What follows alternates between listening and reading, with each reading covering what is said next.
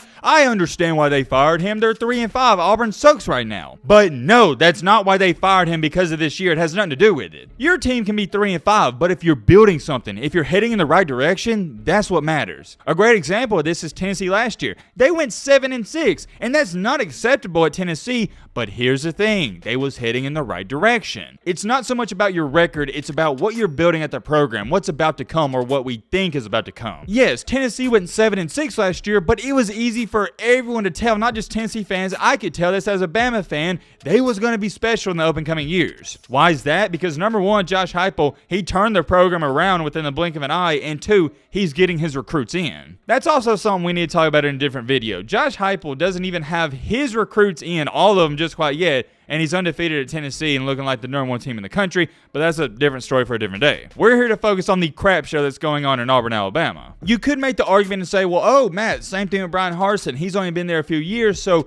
he hasn't had time to get all of his recruits in, all 4 classes. Because normally, and a lot of times, you'll see a school give a coach 4 years because that gives them 4 years to get all their players in, so there's no excuses. But here's the thing with Bryan Harsin. In the past 2 years, all these guys he's recruited in, a bunch of them are now leaving. So that's concern number one. Yes, you got to win games, and going 3-5, it doesn't look good, but it's the fact that the future, it doesn't even look terrible. There is no future at this moment. You can't even say the future looks bad because there is no future. They have no players. Like, for example, last year, Auburn could compete with Alabama. You saw that, but this year, there's not a chance. They simply don't have the dudes to compete. You take Tank Bigsby and a couple other guys off this team, they're one of the worst teams in the SEC. Like, for example, with Gus Malzahn, and I never understood why they fired him in the first place because I knew they couldn't do too much better. Anyways, different conversation for a different day. At least with Gus Malzahn, when he was having wishy-washy years, you could still compete week in and week out. Another reason why it didn't make sense to me as to why they fired Gus Malzahn, because yeah, I get it. You weren't competing for national championships,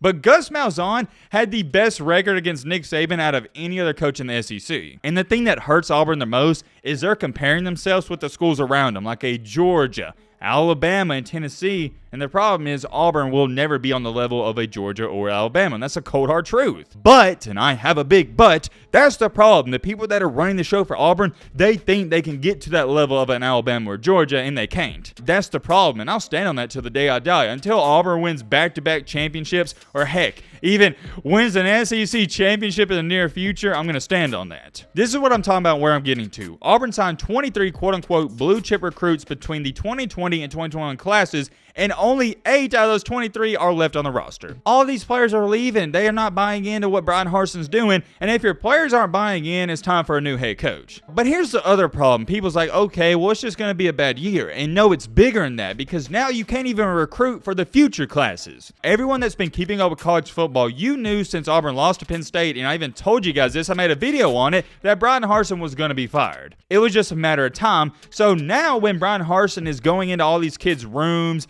these schools, and trying to recruit, well, do you think these players, they're not watching football, keeping up with the news? They know that Bryan Harsin isn't going to be the head coach. And that is a player's nightmare, for a head coach to recruit you, and you get there in the first year and that head coach gets fired. Because you know what that means? Whoever the new head coach is to come in, let's just say, for example, it's Lane Kiffin or Deion Sanders, even though they may be a good head coach, they didn't recruit you. You're not a guy they wanted. If you play college football, you know what I'm talking about. That is a nightmare, and you don't want that to happen. Going back to what I was saying, though, it's not even getting to that point, because all these players that Auburn's recruiting before they fired Bryan Harsin, they weren't even considering Auburn, because they're like, well, hey, Bryan Harsin isn't even going to be the head coach there. Why would I go there? You see what I'm saying? This is why Bryan Harsin got fired. It's not because of the 3-5 record. It's because of the future. Look, I don't want y'all to get it twisted. It's unacceptable to be 3-5, and you have to win in the SEC to be the current head coach. But it is slightly bigger than that. It's more so of, okay, are we getting better as a program and as a team? I know it's not exactly ideal to fire your head coach a little over halfway through the season, but it had to be done. It's like that toxic relationship. You don't want to end it. There's something keeping you together, but you got to end it. It's going to be rough, but it has to be done. I'm happy for Auburn fans. This is almost like a breath of fresh air, and now you can go look for a new head coach, and there is going to be a lot of good ones on the market. Deion Sanders, he's already said on national TV,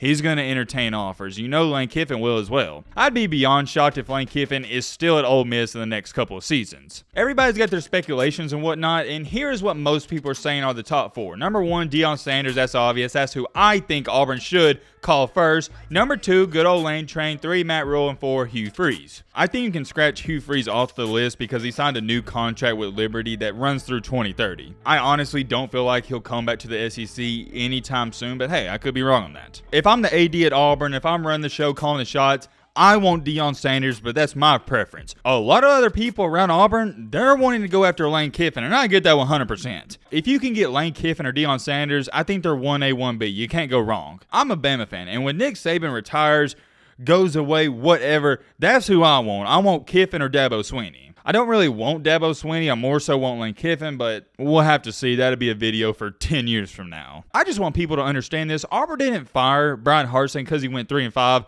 They fired him because he was driving this program into the dirt. Into the dirt. I should have said into the ground, but you get what I'm trying to say. That's all there is to it. Let me know your thoughts down below. But, happy Halloween!